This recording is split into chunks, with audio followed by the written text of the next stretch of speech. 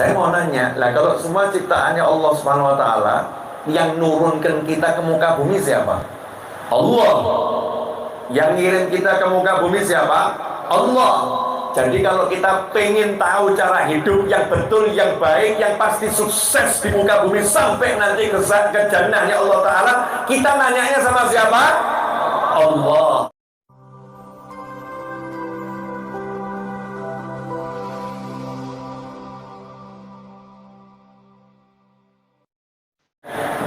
Nah, makanya kita dikatakan wa ma khalaqtul jinna wal insa illa liya'budun. Tidak aku ciptakan jin dan manusia kecuali untuk mengenal aku. Kenal Allah.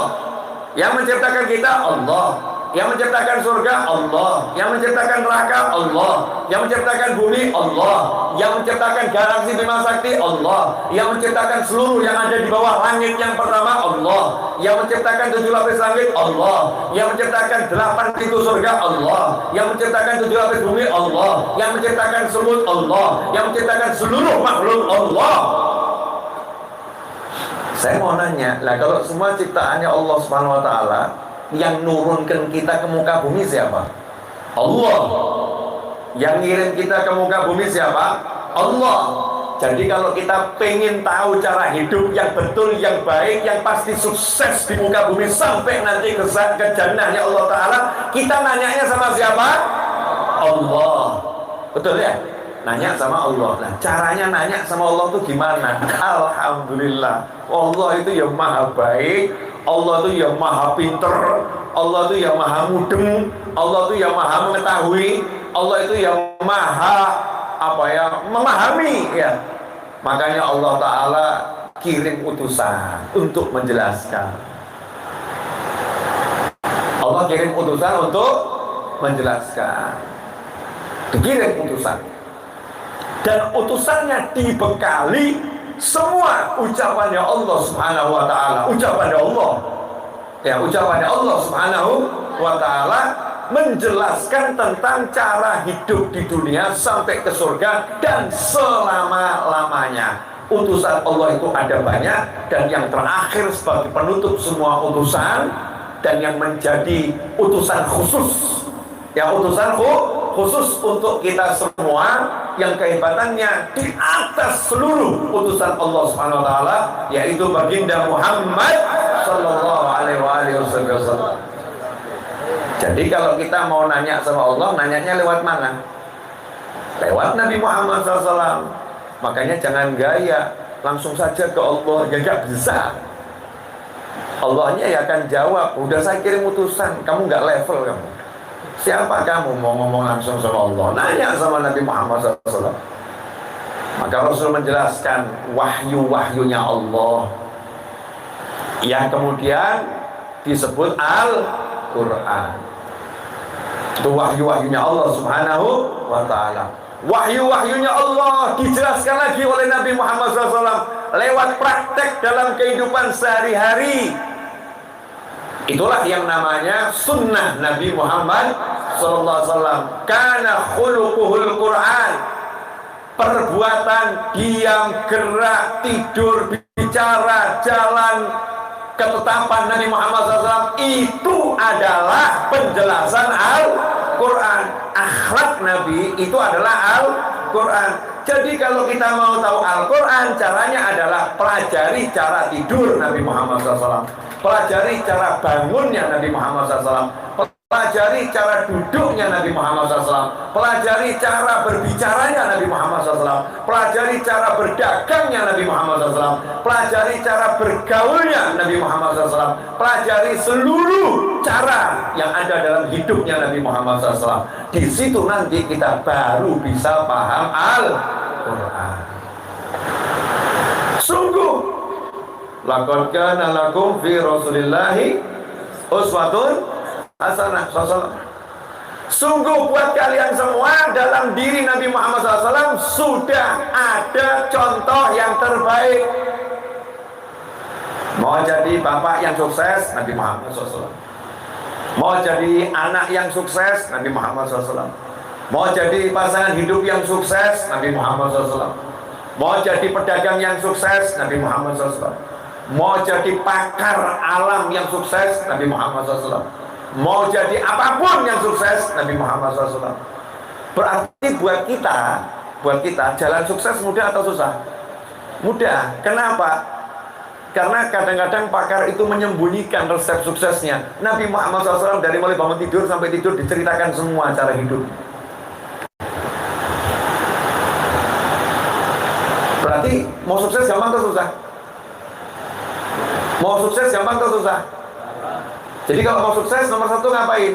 Bangun tidur, sholat subuh. Jangan bangun tidur, sholat duha.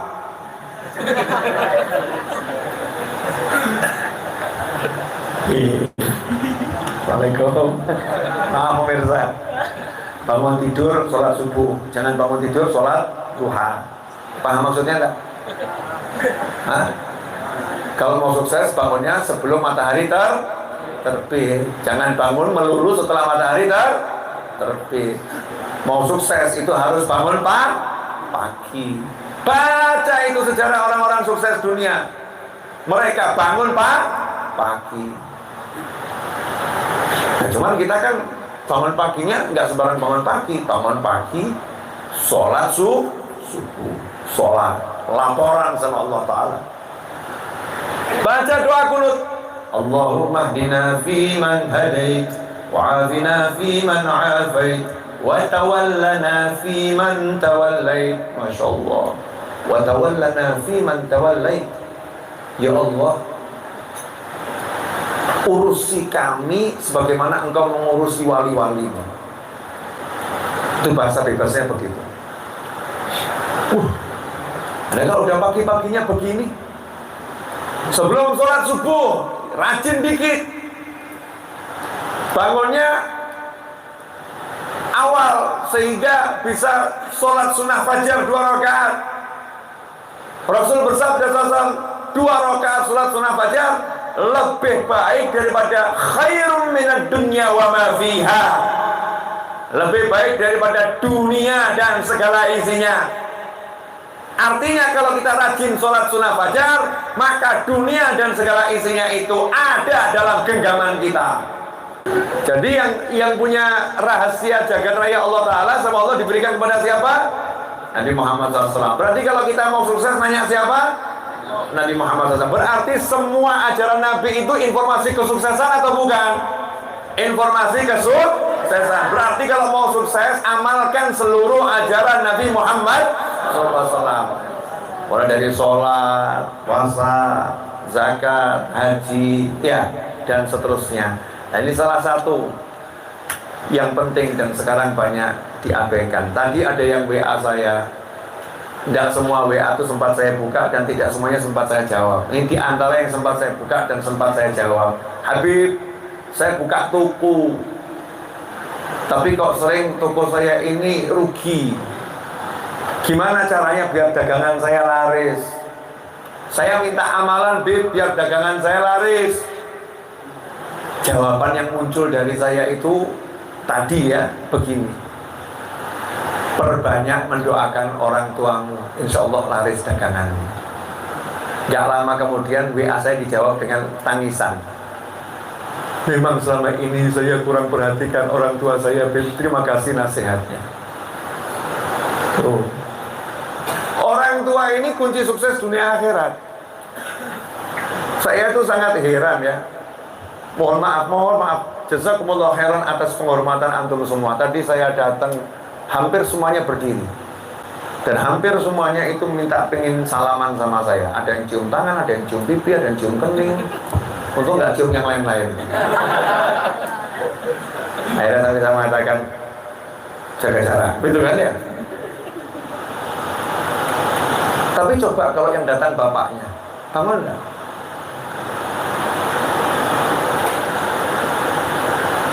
Bangun enggak? Kamu duduk di sini lihat ayahmu datang, kamu keluar nyambut atau bapakku? Yang mana? Betul kamu muliakan Ustadz, Kiai, Habib, bagus. Tapi kalau kamu tidak muliakan bapakmu, ya kurang ajar kamu. Saya memuliakan Ustadz, Habib, Kiai, bagus. Kalau saya nggak muliakan ayah dan ibu saya, kurang ajar saya. kamu ada yang kritik, Fit, kok kamu terus ngomong saya gitu, Fit. Ya saya. Saya pakai kamu itu maksudnya biar rontok kroso gitu ya. Itu ngomong ke diri saya sendiri. Paham? Zaman sekarang ini aneh. Bagus, cari Habib, cari kiai, cari ulama, minta doa, bagus. Lawang Sayyidina Umar yang minta doa sama Nabi Muhammad SAW, Rasulullah minta doa sama Sayyidina Umar bin Khattab radhiyallahu ta'ala anhu, bagus, itu ajaran Nabi Muhammad SAW. Nah, tapi kalau orang tuanya nggak dimintain doa kan ya aneh. Yai, doakan saya Yai. Orang tuanya jalan tiap hari ketemu di rumah, belas nggak dimintai doa. Rugi atau nggak rugi? Rugi. Makanya paling penting itu kita dalam hidup ini diantaranya adalah memuliakan orang tua. Ya minimal habis sholat Rabbighfirli wa liwalidayya, Rabbighfirli wa liwalidayya warhamhuma kama rabbayani shaghira.